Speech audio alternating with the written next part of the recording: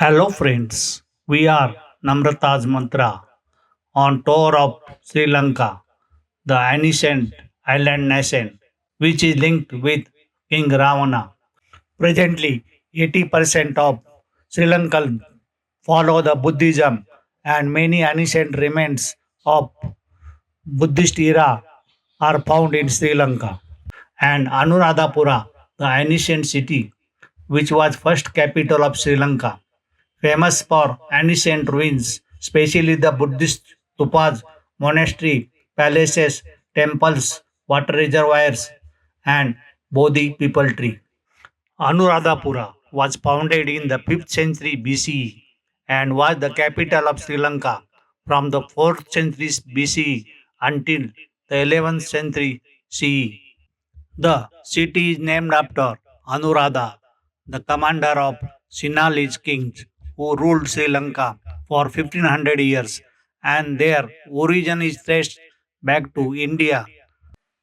Anuradhapura is around 200 kilometers from Colombo, and on the way we had a South Indian breakfast. Is our driver Lincoln Namrata. Hello friends, welcome to my channel Namrata's Mantra. We are at Anuradhapura and our guide is there, Mr. Jitendra, or he is called Charitra. He is going to explain us. Here are the remains. 1500 years ago, there was a kingdom here and there are remains of that. What he is going to explain. There are also Buddhist stupas and other. We have entered into the Anuradhapura sacred city. Now we are inside a monastic complex called Jetavana. That big stupa is the center. At the center, you see the stupa, and then right around it, there are 8 sections. Sections and ponds and everything. All the facilities, even for a Buddhist monastic academia. How many acres it is spread? It's 220 acres. Okay. So this complex where we are, it was built during 3rd century after Christ. But there are other monasteries called Mahavihara and Abhayagiri. They are older than these two. These two monasteries are older than the Jetavana. This is Jetwana. Yeah. This is Jetwana. Spread across 220 acres. Layout map can be seen We here. have done a proper excavation here, recognizing almost all the highlights of this complex. But to tell you the truth, 70% of the kingdom still lies underground. So if you came here before 1990s, all these ponds, they were totally underground. Underground, yes. The big building there, that was the chapter house of the monastery. It's like a modern auditorium, including lecture halls and a library. Everything over there. So this monument, originally 120 meters high, almost 400 feet. But the remaining height, 73 meters. So from this original monument, 47 meters part is missing. So originally it was 120 meters totally, but now the remaining height 73 meters. Because I think the top one is broken like. It's because of vandalism. Okay, yeah. So you see that white stupa there? Uh-huh. See that pinnacle? That part exactly missing here. So that pinnacle you see 12 meters, 6 tons heavy. And there are precious stones, blue sapphires and rubies. Right on the top there is a crystal. Yes, and diamonds. Yes. So even these Even monuments, what you, I think this tree, what you are seeing, there may be something below that. exactly. Exactly. So we are approaching the stupa Jetavana from the southern gate. Okay. So we are going to remove the shoes up there. Okay, okay. So this is a gatehouse. This is a gatehouse where people could remove the shoes and keep the belongings. I remove here. No, we're going to remove the shoes there. This is the biggest Buddhist stupa, Jetwana, and built using 93 billion baked bricks. Stupa is said to be built on the relics of Buddha's belt, and it is the tallest and biggest stupa. And writings and carvings among these ancient stone slabs. So we don't understand many things are there. This is for locking. Some places stones were used, and you can see the interlocking arrangement of the stones. It is hollow inside or what? It is compact. Uh-huh. According to the estimation, Mm. they say 93 million bricks. Mhm. 93 million. Yeah. British civil servant, he made estimation of this monument and said there are 93 million bricks. He said he could build a wall from London to Edinburgh, 10 feet wide, 10 feet height, and 1 foot wide wall. This is solid. But right inside there's a place called Relic Chamber. That's the most sacred place for us, where they deposited the relics of the Holy Masters, including the relics of the Buddha. There are 3 stupas, I will show you. They were stupas built according to the Orion's belt. Orion's belt. There are 3 stupas. Like the Egyptian pyramids, they were built aligned to the Orion's belt. And you are doing this tour during the best season, because if you come out from your hotel room tonight and look at the sky, you will see Orion right above your head. Clear. Okay. So this, how old this you think this one? This monument done during 4th century, 3rd century after Christ, almost 1600 years ago. Okay, मतलब after BC, yeah. But the white stupa you see there is. Okay. Before. And there are stupas in Sri Lanka since 6th century before Christ, since the lifetime of the Buddha. Correct. Because the Buddha had given his relics at first to 2 brothers who came for trading called Tapassu Balluka. By depositing them, they made some stupas there at the eastern coast of the country.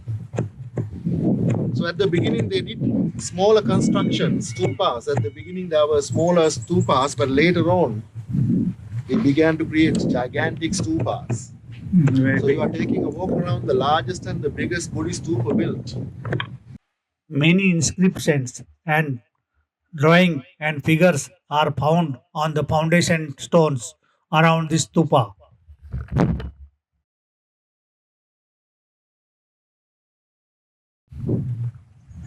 So yeah, all Buddha statues, huh? Yes. So these statues, silent statues, pass you a message to bring your mind to a state of no thought. But these statues are also from that time? No. These are very new. New, They are very new. Okay. Because in the past, statues were there in a separate building. So we call them as statue shrines, so the image houses. According to the Buddhist architecture, there are 3 principal places of religious worship. Stupa shrines, holy tree shrines, and statue shrines. Okay. This area is spread across how much? 220 acres, but the entire city covers almost 28 square kilometers. 28 square kilometers. In this 28 square kilometers land, there is an area called Mahamega Garden covering 2,500 acres. That's where the main monastic university is. Okay.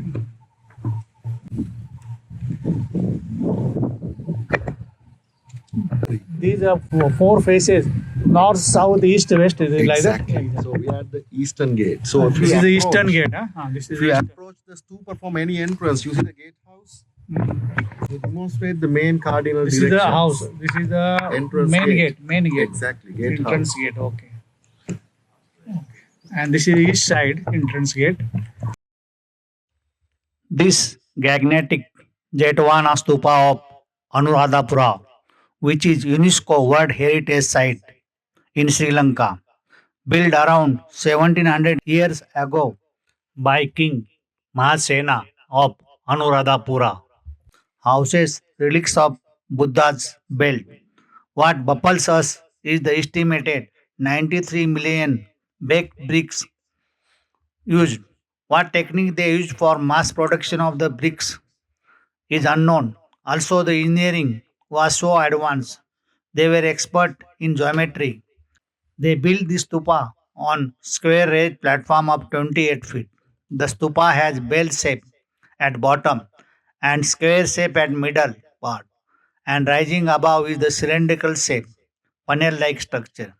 Total height of the stupa 400 feet, and the 4 doors are constructed in 4 cardinal directions. It was the largest structure, having base area of 2,33,000 square meters.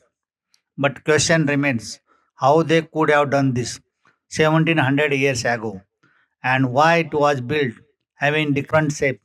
What is inside is also mystery. There are doors to go inside, but they are closed. And also, use of stone was made wherever they made statues or some carving was done. Presently, restoration is under progress.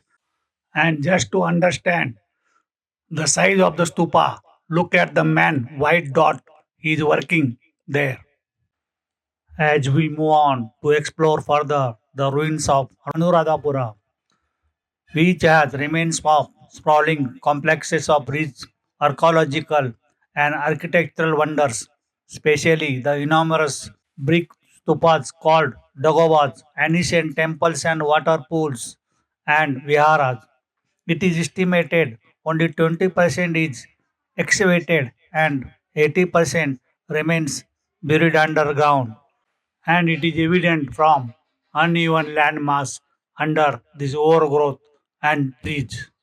I'm showing you something that many people doesn't know. Because in the middle of the kingdom, I was talking about the inner city. Look at those foundations. Okay, So okay. there were almost 7 meters high walls right around the inner city, giving the maximum protection for the nobles. This was the wall built around the citadel. Yeah, so we have evidence almost 100 acres land has been found, Mhm. including royal palaces where all the nobles live. So when you will go to Sigiriya, you will see the better excavated moats Mhm. and ramparts, but here so much is still underground. This is Anuragapura, center citadel where the royal family used to live. And it is in ruins and rumbles, but you can see some walls around that city. From the ruins of Anuradhapura, it is estimated there were human settlements far before Sinhalese kings established their kingdom around 5th century BC. It is evident from the artifacts recovered from the ruins. The Anuradhapura was home to mankind during Iron Age, dating back to 1000 years BC. Anuradhapura was capital of Sri Lanka for 1500 years and also center of Buddhist teaching. Complex system of water ponds, lakes, aqueducts was in place for catering for the water need. This was rediscovered 1940s, 50s, being buried. Wasn't like this. Mhm. So the archaeological department of Sri Lanka workers together, they got it excavated and refixed it. So nickname has been given called Twin Ponds. Twin ponds, yeah, For okay. recognition, but it's not the real name. Mhm. And here there was institute for novices. So there was an institute called Kapara Mula given for novices. Those novices had used this place for bathing, for washing. But I must tell you, we have entered into the Abhayagiri monastery. From here on, 500 acres land has been found.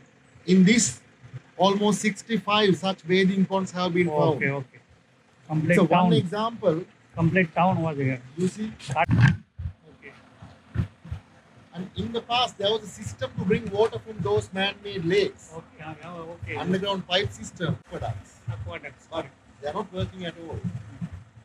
So in the past they brought water by using aqueducts and then they could release water into the agrarian lands. Okay. We are inside the Abhaygiri monastery, which was founded in Anuradhapura during 29 BCE, spread across 500 acres. It had 65 water tanks and complex arrangement. Exploring the Anuradhapura ruins is once in lifetime opportunity. There is much more to explore, and you can see my next vlog on my channel. So do subscribe my channel to understand more history and see the other ruins of Anuradhapura. Thanks.